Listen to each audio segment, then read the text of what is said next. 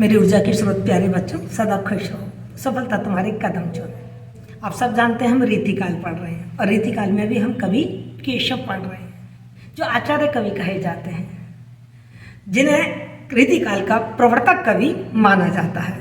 उनकी एक प्रसिद्ध पुस्तक है महाकाव्य रामचंद्रिका। उस रामचंद्रिका के कुछ छंद हमारे कोर्स में हैं और वही छंद हम पढ़ रहे हैं। कल हमने रामचंद्रिका का श्री राम वंदना का छंद पढ़ा था और आज हम पढ़ने जा रहे हैं सूर्य उदय वर्णन।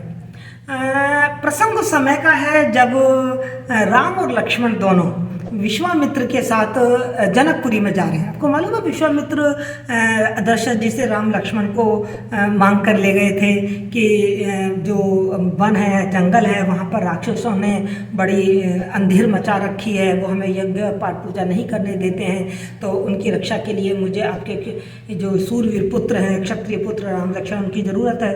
तो राजा दशरथ ने विश्वामित्र को राम लक्ष्मण दे दिए थे और वो उनको लेके चले गए थे। वहीं पर ही विश्वामित्र को एक आमंत्रण मिलता है कि स्वयंवर होने जा रहा है जनकपुरी में, सीता का स्वयंवर होने जा रहा है। तो विश्वामित्र राम और लक्ष्मण को दोनों को लेके जनकपुरी पहुंचते हैं और जब जनकपुरी पहुंच रहे हैं तो वो समय है प्रातःकाल का, और प्रातःकाल का समय है तो उस समय सूर्य उदय हो रहा है। तो सूर्य उदय का वर्णन हमको इस छंद में देखने को मिलेगा।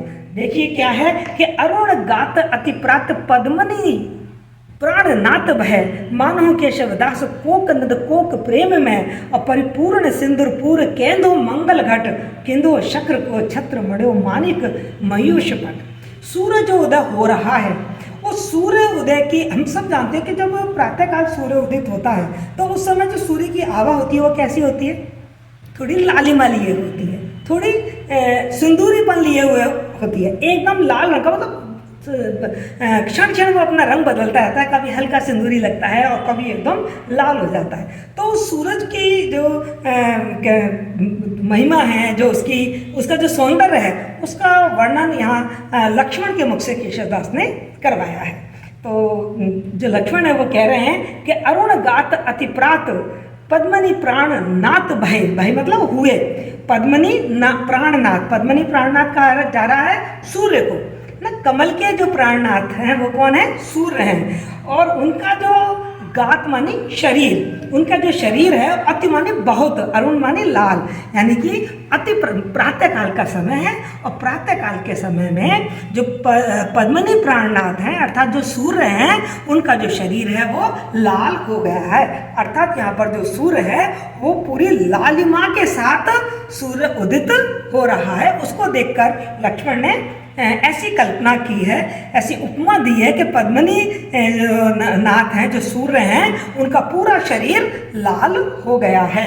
मानो, अब देखो यहाँ उत्प्रेक्षा अलंकार है, मैंने आपको बताया है कि उत्प्रेक्षा मतलब जो संभावना व्यक्त की जाए, जहाँ उपमेय में उपमान की संभावना व्यक्त की जाए। मानो, मनो, जानो, जनो, मानो, ये इसके पहचान के शब्द हैं। तो मानो केशव दास कोक नद कोक प्रेम में, केशव दास कह रहे हैं कि मानो ऐसा लग रहा, मतलब अपूर्व, चूंकि जो सूरज की जो सौंदर्य है, सूरज का सौंदर्य है वो इतना अति सौंदर्यशाली है कि उसको एक उपमा से परिभाषित नहीं किया जा सकता। तो केशव अलग अलग उपमाओं से उनको परिभाषित कर रहे हैं। तो पहले तो उन्होंने कहा कि ऐसा लग रहा है जैसे जो सूरज है उनका पूरा शरीर लाल हो गया है, और वो दूसरी उपमा दे रहे हैं, मानो वो ऐसे लग रहे हैं। कैसे लग रहे हैं? कोक नद कोक प्रेम में, जैसे कि जो चकवा है ना, चकवा और जो कमल है वो उनका जो प्रेम है वही साकार होकर सूर्य के रूप में हमारे सामने आ गया हो। आप सबको मालूम है प्रेम का रंग लाल माना गया है और इस समय सूर्य कैसे हैं? लाल है।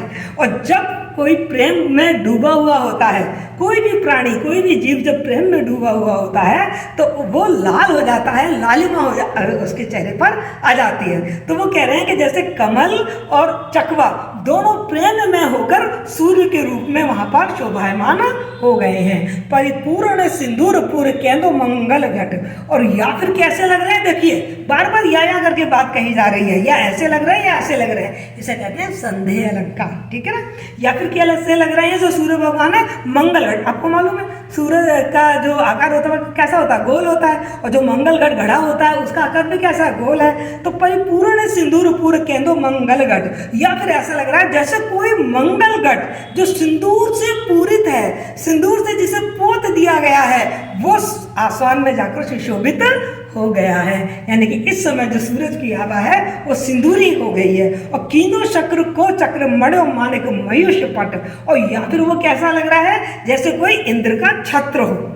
छत्र का भी आकार आपने देखा होगा गोल होता है, तो जैसे कोई इंद्र का ये छत्र है। और छत्र भी कैसा है, इंद्र का जो छत्र है वो माणिक किरणों के वस्त्र से मढ़ा गया हो, माणिक किरणों के वस्त्र से उसको मढ़ दिया गया हो, उसको उस पर उसका आवरण चढ़ा दिया गया हो, ऐसा सूर्य दिखाई दे रहा है। के शोणित कलित कपाल है किल कापाली का काल को, और या फिर ये कैसा लग रहा है जैसे काल रूपी कापालिक।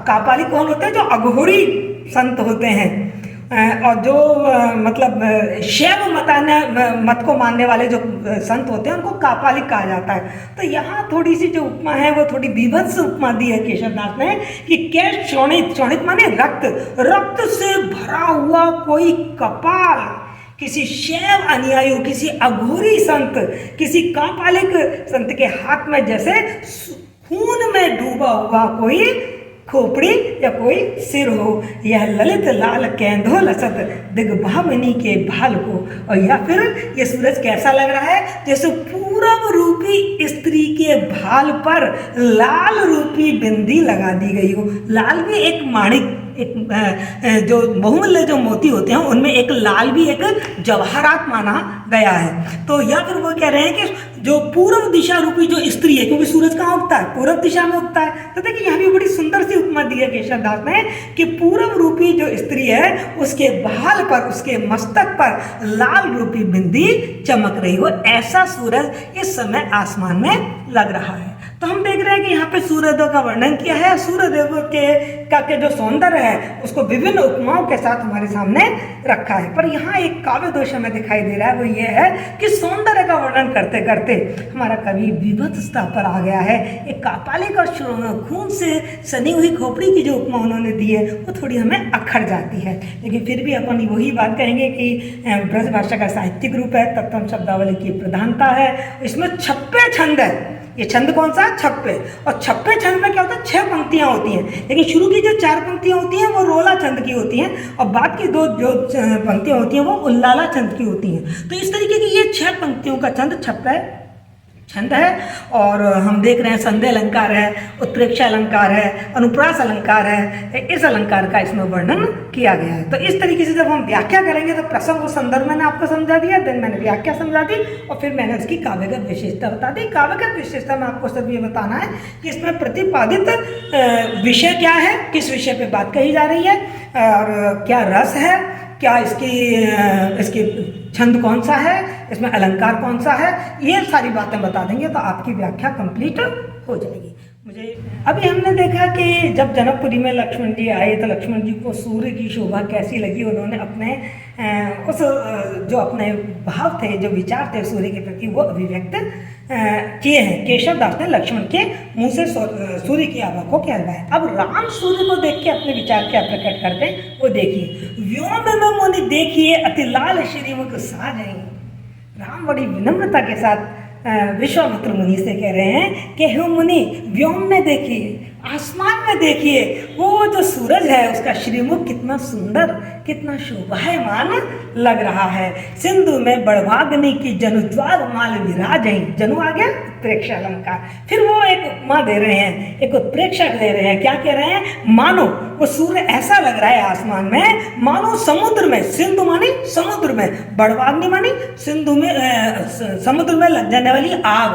अब आग का रंग कैसा होता है, थोड़ा सिंदूरी थोड़ा लाल। तो जो प्रातःकाल का सूर्य है उसका रंग कैसा होता है, थोड़ा लाल थोड़ा सिंदूरी। तो ऐसा लग रहा है जैसे समुद्र में आग लग गई हो, और उस की जो ज्वाला का जो पुंज है, ज्वाला का जो पूरा जो समूह है वो समूह आसमान में विराजमान हो गया हो। पद पद्म रागनी की किंदो दिवी धूरी पूरित सी वही सुरभाजन की खुरी अति तीक्ष्णता तिनकी हुई। और जब सूरज उदय होता है सुबह, तो सूरज का रंग थोड़ा सा लाल और थोड़ा सा सिंदूरी होता है, और जो उससे निकलने वाली जो किरणें होती हैं, जो रोशनी और प्रकाश होता है, वो चारों तरफ सिंदूरी सिंदूरी और लाल लाल वातावरण को बना देता है, जिसे हम उषा काल कहते हैं। तो उस उषा काल का, उस सौंदर्य का वर्णन राम के मुंह से कहलवाया है केशवदास ने। कैसे कहलवाया है? वो राम ऐसे कह रहे हैं कि जैसे बहुत सारी लाल लाल मणियाँ थीं, और उन लाल लाल मणियों को सूरज के घोड़ों के जो खुर हैं, वो खुर बहुत ही तीक्ष्ण है, बहुत ही तीखे हैं, और उन तीखे खुरों ने उन मणियों को कुचल दिया है, उनको चूरन बना दिया है, और वो चूरन पूरे आसमान में फैल गया है। अब मणियों का रंग कैसा है? लाल। और जब उसको चूरा कर दिया हो तो वो चूरा कैसा होगा? लाल। और जब उस लाल चूरन को सारे वातावरण में फैला दिया जाए तो चारों तरफ वातावरण कैसा हो जाएगा? लाल लाल। याद करो थोड़ा होली पे आप यदि लाल रंग का गुलाल लाते तो चारों तरफ गुलाबी हो जाता, नहीं हो जाता? तो उसी तरीके से जो मणियों का चूरण है, जो कि सूरज के घोड़ों के खुरों से मणि टूट गई है, वो चूरा बन गया है, वो चूरा पूरे आसमान में फैल गया है। ऐसा आसमान दिखाई दे रहा है। ये राम के मुंह से केशवदास ने प्रातः काल का, जो उषा काल का वर्णन है, जो सूरज के सौंदर्य का वर्णन है, वो हमारे सामने करवाया है। तो इसमें भी आपका जो काव्य प्रसंग और संदर्भ वही आ रहा है जो अभी अपन लक्ष्मण वाले में पढ़ के चुके हैं, और वही इसका काव्य सौंदर्य भी हो जाएगी। मुझे लगता है कि आपको समझ आया होगा। यदि समझ नहीं आया तो आप कमेंट बॉक्स में मुझे बताएं, आपकी प्रॉब्लम को मैं दूर करने की कोशिश करूँगी। यदि आपको मेरा पढ़ना पढ़ाना पसंद आ रहा है तो मेरे वीडियो को पसंद कीजिए और मेरे चैनल को सब्सक्राइब कीजिए। Thank you so much.